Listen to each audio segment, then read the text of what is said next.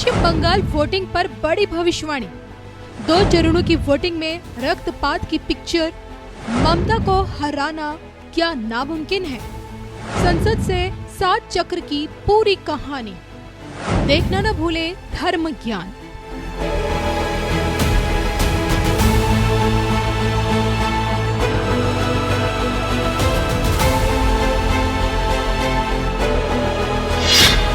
हाँ, एक चीज आपके माध्यम से बोलूंगा कि मोदी जी कई निर्माण किए हैं, जिसमें एक संसद भवन भी निर्माण किया गया जी।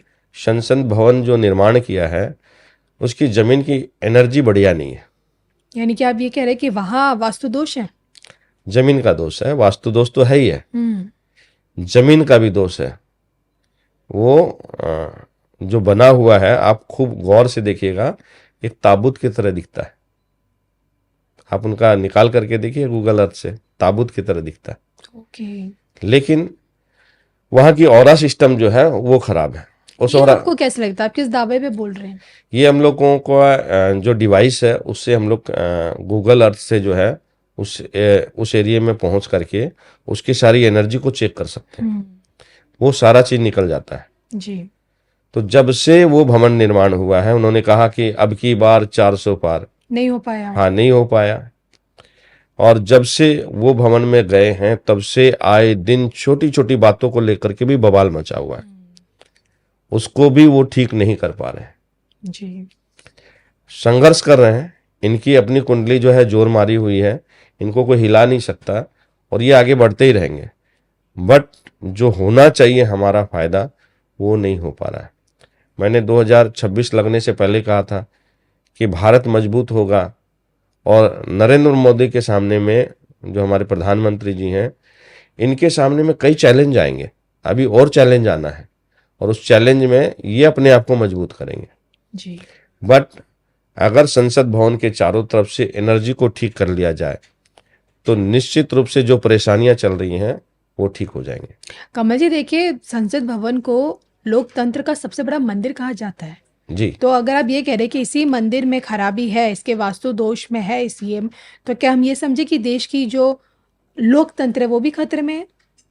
लोकतंत्र कहीं खतरे में नहीं है। ये मैंने 2025 में ही कहा था। जो विपक्ष की पार्टियां हैं वो तरह तरह के भ्रम फैलाएंगे। ओके। जब पहले भ्रम फैलाया वोट चोरी का, यस। वो भी गलत निकला, तो अभी कई तरह के और भ्रम फैलाएंगे। वोट चोरी हुई कहाँ? जो आदमी मर गया है उसके नाम के भी वोट गिर रहे हैं। तो वो सब चीजें जो है गलत हुई हैं और आगे और करने वाले हैं लोग, बड़ा बवाल करने वाले हैं। अप्रैल तक ये स्थितियां बनी रहेंगी, अप्रैल के बाद भी बनेंगी, बट अभी जो बवाल मचने वाला है वो बहुत डेंजर है। हमारे देश के अंदर बहुत बड़ा बवाल मचने वाला है। दिल्ली में नहीं, पूरे भारत में। पूरे भारत में। मैं अभी दिल्ली के रास्ते ही 5 राज्यों में चुनाव होने हैं। तो क्या शांतिपूर्ण नहीं होगी? नहीं, नहीं होगी। बहुत बवाल मचेगा और बंगाल में तो और ज्यादा मचेगा। तो आप ये कह रहे हैं कि जो खून की नदियां इस वक्त मिडिल ईस्ट में बह रही हैं, वहीं खून की नदियां हमें बंगाल में भी देखने को मिलेंगी? मिल सकती है, लोगों की मौतें हो सकती हैं इसमें। अगर बंगाल को जीतने से मैं मतलब नहीं करता हूँ, ना किसी पार्टी के लिए बोल रहा हूँ जी। बंगाल में शांतिपूर्वक अगर इलेक्शन कराना था तो यहाँ पे राष्ट्रपति शासन लगा करके ही इनको कराना चाहिए था। ठीक है, ये लोग गलती कर रहे हैं। आगे परेशानियां जनता को होती है जी। क्योंकि वोट होने के बाद वहाँ के जो ग्रामीण क्षेत्र है ना, उसमें बहुत सारी परेशानियां होती हैं क्योंकि लोकल जो वर्कर हैं, काम करने वाले हैं, वो उनके साथ सही बिहेव नहीं करते। अगर आपने बीजेपी को दे दिया तो भी दिक्कत है, पता चल जाता है। क्योंकि मैं जिस क्षेत्र में रहता हूँ उस क्षेत्र में 3 महीने के लिए ऐसा कर दिया गया था, वहाँ से 2400 वोट हैं। उस 2400 वोट में, हालांकि मैं वहाँ का उस एरिया का नहीं था, दूसरे एरिया में मेरा वोटिंग था। मैं उस एरिया को जानता हूँ जहाँ पे वोटिंग हुई और विधानसभा में 2400 में से 2200 वोट सिर्फ जो है बीजेपी को गए थे और लोकसभा में 2200 वोट जो है टीएमसी को गए थे जी। तो ये उन लोगों को तो ये पता तो चल ही जाता है यहाँ इतना वोट किस पार्टी को गया। वो गिनती में पता चलने से उस कॉलोनी के 3 महीने ये कर दिए गए कि लाइट दिन में जलती थी, जो रोड की लाइट होती है, और रात में बंद रहती थी। वहां के लोगों को जाके समझौता करना पड़ा, माफी मांगनी पड़ी कि ठीक है आगे से हम आपके साथ हैं। तो वहां फेस करने के लिए मोदी जी नहीं जाएंगे, वहां फेस करने के लिए अमित शाह नहीं जाएंगे जी। ये बड़े बड़े नेता नहीं जाएंगे, वहां की आम पब्लिक को ही फेस करना पड़ता है। तो वहां की जनता की अगर आप भलाई चाहते तो राष्ट्रपति शासन लगा करके आप वोटिंग कराते। जी, ये तो हो ही नहीं रहा ना। ये तो गलती कर ली ना भाजपा ने। अब वो कहेंगे हमारे पास इसका कोई उद्देश्य नहीं था। बहुत सारे उद्देश्य हैं, बहुत सारे कारण हैं। देश की भलाई के लिए, जनता की भलाई के लिए कोई भी बड़ा डिसीजन लिया जा सकता है। लेकिन अब आगे क्या बवाल मचेगा, आप बोल चुके हैं, मचेगा, खून की नदियां बहेंगी वहीं से। बवाल तो और बहुत क्या वहीं से पश्चिम बंगाल से गृह जी। युद्ध की भूमिका बंधेगी देश में? देखिए, ममता बनर्जी को हराना इतना आसान नहीं है। ये लोग जो सोच रहे हैं ना इस बार हम लोग पार कर जाएंगे, असंभव है। वहां की जनता का दिल जीतना और विश्वास जीतना, ये सबसे ज्यादा जरूरी है। वहां की जनता का दिल तो जीत लिए हैं, विश्वास नहीं जीते हैं अभी तक। और जब तक विश्वास आप नहीं जीतेंगे तब तक कुछ नहीं कर सकते। बंगाल मुट्ठी में नहीं आ पाएगा ना ना ना ना।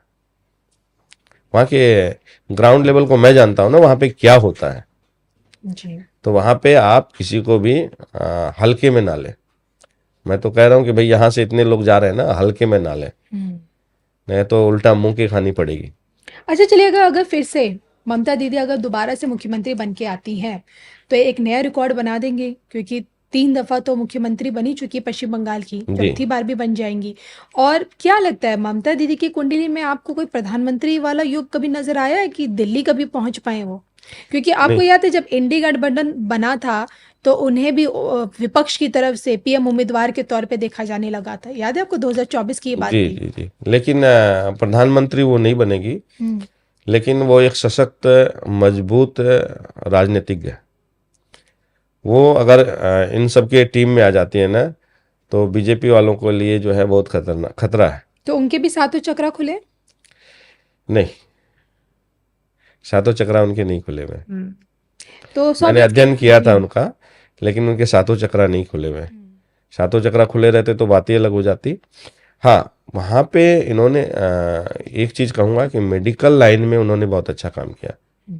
ममता जी का मैं प्रशंसा इसलिए कर रहा हूँ, मेडिकल लाइन में बहुत सारी सुविधाएं दे रखी है जो जनता को चाहिए। और भारत की सरकार से भी मैं कहना चाहता हूँ ये फ्री का बांटना बंद करें। अगर देना है तो शिक्षा दे, देना है तो मेडिकल दे, बिल्कुल, है ना, और कमाने का रास्ता दे। शिक्षा और मेडिकल को मूलभूत सुविधाओं में डाला जाए, एकदम डालना ही चाहिए। नहीं तो फिर क्या मतलब है, आप मुफ्त की बांट करके उनको और गरीब बना रहे हैं, ज्ञान से गरीब बना रहे हैं जी। वो पैसे के पीछे भाग रहे हैं। वो किसी को 1500 मिल रहा है, किसी को 2000 मिल रहा है। दीदी भी वही काम कर रही है, अभी युवा लोगों को दे रही हैं बेरोजगारी का। तो रोजगार क्यों करेंगे? उसमें से कुछ तो नशे वाले रहते हैं, उनको नशे के लिए 1500 रुपये मिल गया, नशा करते हैं, मजे में रहते हैं, उनको जरूरत ही नहीं है किसी काम को करने की। तो ये चीजें बंद होनी चाहिए।